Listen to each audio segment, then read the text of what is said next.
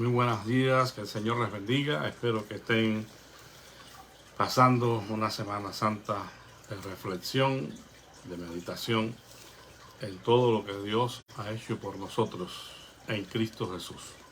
Hoy pues es el llamado Viernes Santo, este día que recuerda la crucifixión de nuestro Señor Jesucristo para darnos la oportunidad de ser salvos.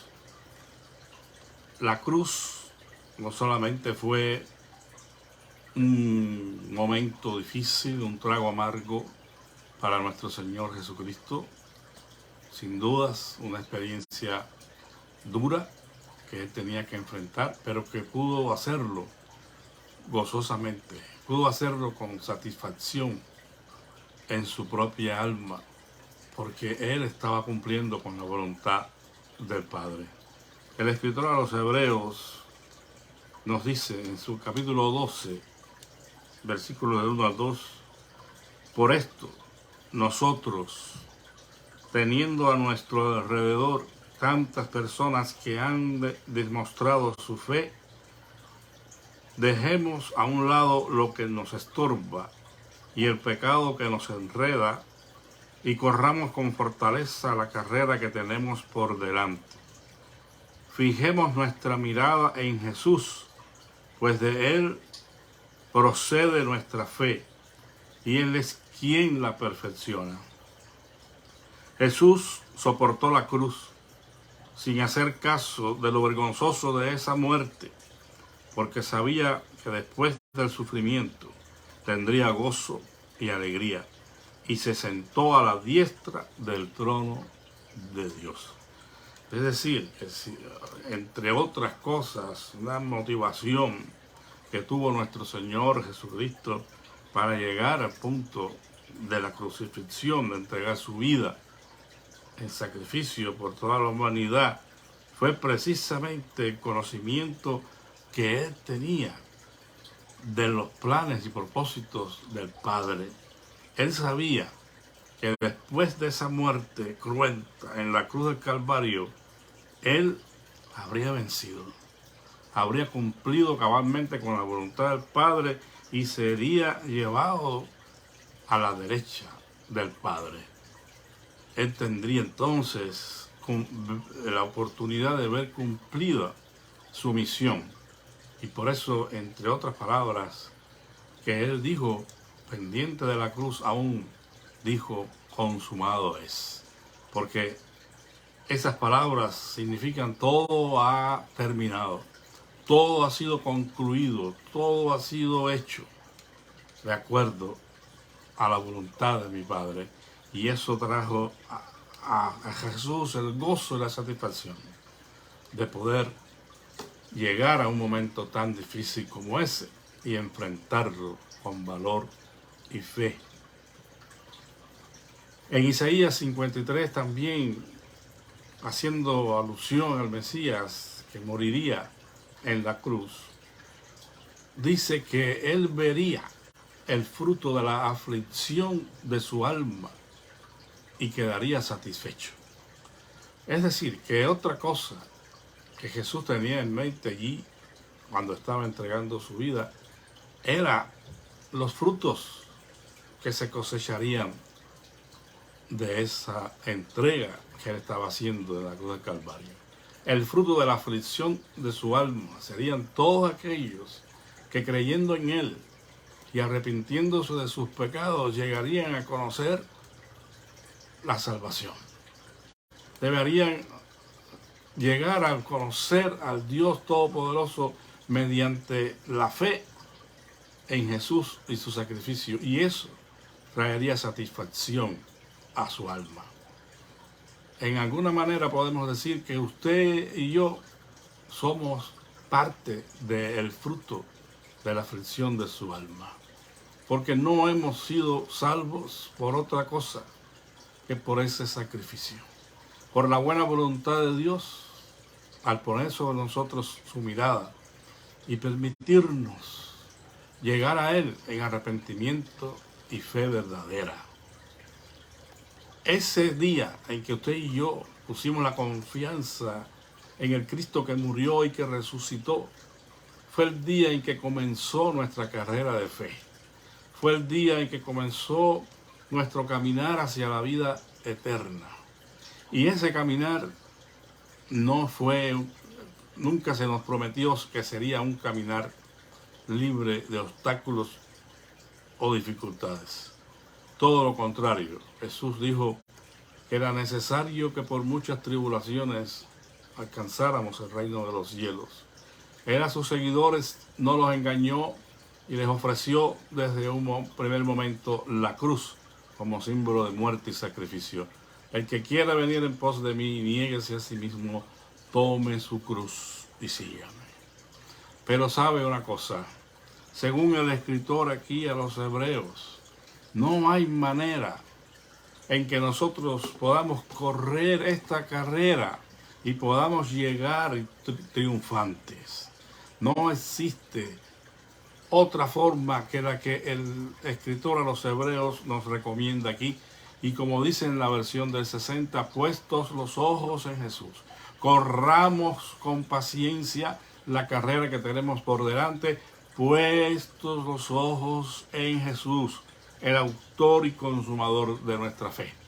Es decir, amados hermanos, que para que nosotros podamos correr esta carrera de la fe, para que nosotros podamos vivir esta vida que Dios nos ha propuesto de una manera satisfactoria y llegar al final, es necesario que miremos solo a Jesús. Tengamos presente la idea de la bestia, el caballo, cuando lo ponen a tirar de un carro, le ponen lo que le llaman las viseras, o no estoy seguro si le llaman así, pero estas dos cosas que le ponen al lado de sus ojos, para que él no distraiga su vista, de un lado ni hacia el otro, sino solamente mirando al frente. Bueno, la carrera o de la fe o vida cristiana que nosotros tenemos que correr no puede ser corrida satisfactoriamente si nosotros estamos mirando a un lado y al otro. Estamos poniendo nuestra confianza en las circunstancias, en alguna otra cosa que no sea el Señor. Tenemos que mirar fijamente a Cristo para que no nos distrayamos, O sea, la distracción es una cosa que puede venir y puede hacer que salgamos del camino recto que debemos llevar. Y el cuento de esta mañana tiene que ver con un personaje que hizo esto. Precisamente este personaje era un alpinista, como se titula la fábula del cuento. Poppy se llamaba este personaje y era un alpinista. Y era famoso. No era un alpinista cualquiera, era un alpinista que gozaba de fama. Y él había alcanzado esa fama por los intentos que había hecho de alcanzar la gran montaña Nevada.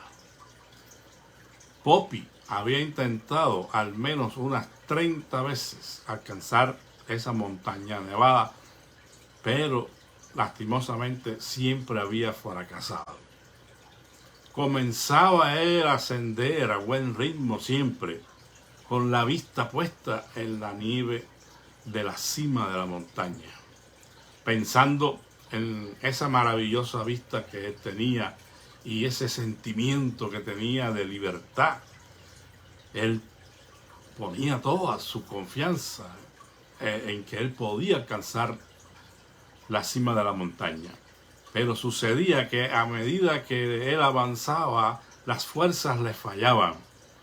Entonces, cuando las fuerzas le fallaban, Poppy bajaba los ojos, su mirada la bajaba y miraba más a menudo las desgastadas botas que tenía puestas. Y finalmente, cuando las nubes comenzaban a rodearle y comprendía que ese día él no podría disfrutar más de la vista de la montaña, entonces cuando ese momento llegaba, se sentaba a descansar. Y aliviado ya para volver a comenzar a caminar, entonces ya no tenía las mismas fuerzas, ya no podía divisar la cima de la montaña y entonces se desanimaba y emprendía el camino de regreso al pueblo, donde la gente se burlaba de él y hacían bromas que él tenía que aceptar porque no había logrado su meta de llegar a la montaña.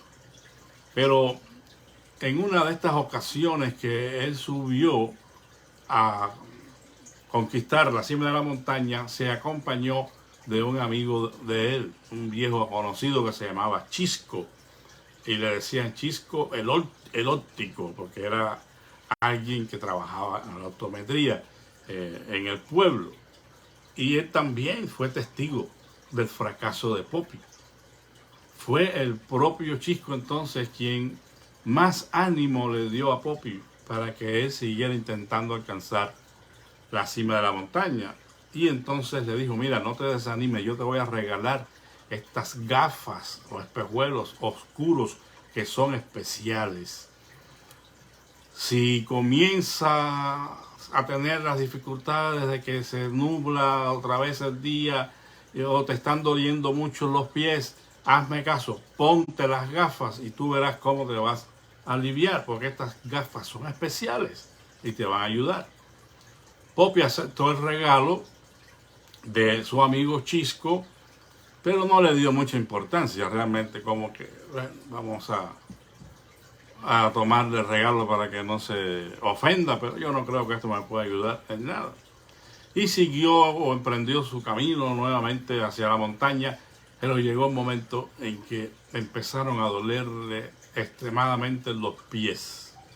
Y a través de lo que el amigo le había dicho, él comenzó a pensar, bueno, pues no pierdo nada con ponerme las gafas que me regaló mi amigo, y se las puso. Y entonces, como las gafas le permitieron ver despejadamente el panorama, él podía ver fácilmente la cima de la montaña.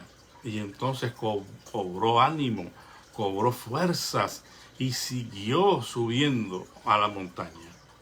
Luego tuvo otro momento de desánimo, pero al mirar a la cima de la montaña, Poppy continuó escalando, dejando atrás las nubes y olvidando los dolores que tenía en sus pies, porque él decía, merece la pena que yo siga escalando.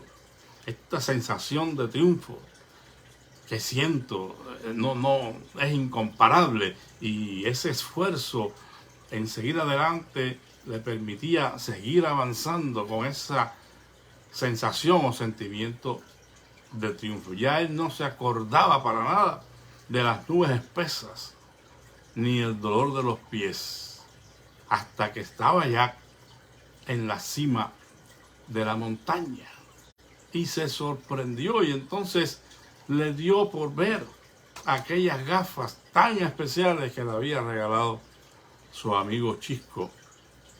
Pero cuando él analiza bien las gafas y las ve cuidadosamente, se da cuenta que Chisco había grabado en las gafas una difusa imagen en los cristales con la forma de la cumbre nevada, y que solo podía percibirse al dirigir los ojos hacia arriba. Entonces había comprendido en qué había consistido el asunto, porque Chisco sabía que en cuanto Poppy perdía de vista su objetivo, se dejaba llevar y perdía la ilusión de seguir subiendo. Dijo, eso es lo que le pasa a mi amigo, que cuando él ve que ya no puede divisar la cumbre de la montaña, se desanima y abandona la carrera. Y entonces le regaló estas gafas supuestamente especiales para que Poppy siguiera caminando. Y en efecto fue una gran mentira, ¿verdad? Una gran estafa, diríamos, un engaño tremendo que su amigo Chisco le hizo a Poppy. Pero no podemos decir que fue algo negativo de todo, porque este engaño hizo posible que Poppy continuara esforzándose hasta llegar a la cima de la montaña, olvidando, poniendo a un lado el dolor de sus pies, poniendo a un lado las nubes que le envolvían, y nunca desistió, pensando en que estaba mirando la cumbre de la montaña. Bueno, volviendo al texto bíblico en esta mañana, ¿qué puede representar para nosotros esas gafas especiales? Bueno, realmente en el caso contrario a Poppy, nadie nos ha engañado. El Señor no nos ha engañado y no nos ha dado una panorámica falsa de este camino que nosotros hemos emprendido. No nos engañó, pero sí nos ha dado algo que puede ser comparado a estas gafas de nuestro personaje Poppy. Y Él nos ha dado la fe que vence al mundo. La fe que nosotros tenemos, la confianza que hemos puesto en Cristo, que hemos puesto en su palabra, es lo único que nos puede mantener a nosotros caminando recto en esta cumbre hacia la vida eterna. No mirando nosotros las cosas que se ven, dice el apóstol Pablo, porque las cosas que se ven son temporales, pero las que no se ven son eternas. Mirando nosotros aquellas cosas que Dios nos ha prometido en Cristo Jesús. Es la única manera. Por eso es que la Escritura enfatiza tanto el asunto de la fe que nos trae esfuerzo, que nos trae sacrificio. Esa fe que Dios usa para dar esfuerzo alcanzado y multiplicar las fuerzas del que no tiene ninguna.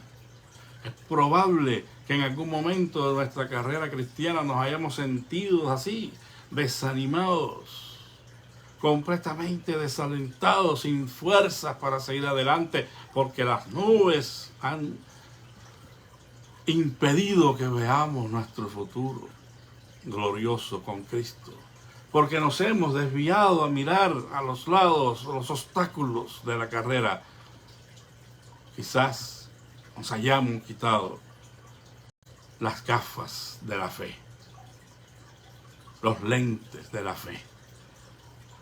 Estos lentes solo reclaman que nuestra mirada sea puesta en el autor y consumador de la fe, que es Jesucristo. Porque en Él somos más que vencedores.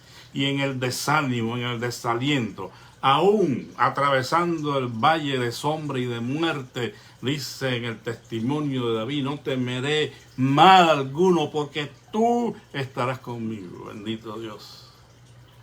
¿Qué otra cosa podemos nosotros tener en nuestra vida que traiga aliento y esfuerzo para seguir caminando en el camino de la fe, si no es Cristo y sus promesas? El sacrificio que Él hizo en la cruz del Calvario por cada uno de nosotros, para que ahora, creyendo en Él, pongamos nuestra mirada en Él y sigamos avanzando como hacían los peregrinos.